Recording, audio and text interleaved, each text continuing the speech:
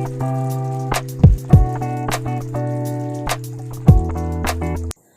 Friends, இன்றைக்கி நம்ம ஒரு டேஸ்டியான பட்டர் கார்லிக் மஷ்ரூம் பார்க்க போகிறோம். அதுக்காக ஒரு பேன் அடுப்பில் வச்சுருக்கேன். இதில் கொஞ்சமாக ஆயில் ஆட் பண்ணிக்கலாம். நம்ம இதில் பட்டரும் ஆட் பண்ண போகிறோம். ஒரு பெரிய பீஸ் ஆஃப் பட்டர் ஆட் பண்ணிக்கிறேன்.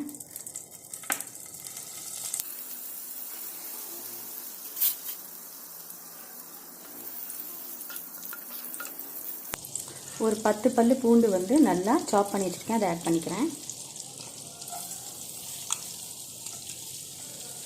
ஒரு பெரிய ஆனியன் சாப் பண்ணி வச்சுருக்கேன், அதை ஆட் பண்ணிக்கிறேன்.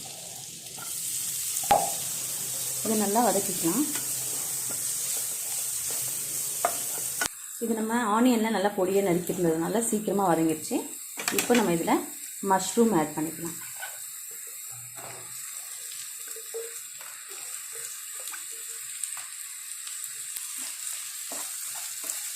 இதோட சேர்த்து இதையும் நல்லா வதக்கிக்கோங்க.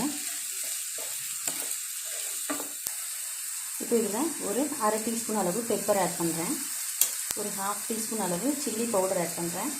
1/2 டீஸ்பூன் அளவு சால்ட் ஆட் பண்ணுறேன். இது எல்லாத்தையும் சேர்த்து நல்லா மிக்ஸ் பண்ணிக்கலாம்.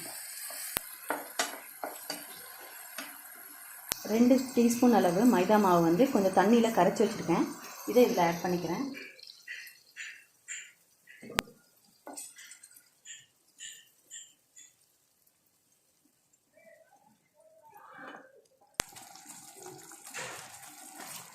இது குக் ஆகிறதுக்காக ஒரு 5 மினிட்ஸ்க்கு மூடி விடுவோம். பாருங்கள், நல்லா சாஸியாக க்ரீமியாக இது மஷ்ரூம் குக் ஆகிடுச்சு. இப்போ இது மேற்கொண்டு ஒரு 5 மினிட்ஸ்க்கு குக் பண்ண போகிறோம். இந்த ஸ்டேஜில் நம்ம ஃப்ரெஷ் க்ரீம் ஆட் பண்ண போகிறோம்.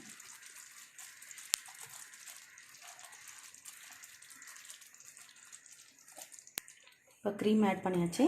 இதை நல்லா மிக்ஸ் பண்ணிக்கோங்க. நல்லா சிம்மில் வச்சு ஒரு 5 மினிட்ஸ்க்கு மூடி விட்டுருங்க. மீடியம் ஃப்ளேமில் ஒரு 5 மினிட்ஸ் வச்சாச்சு.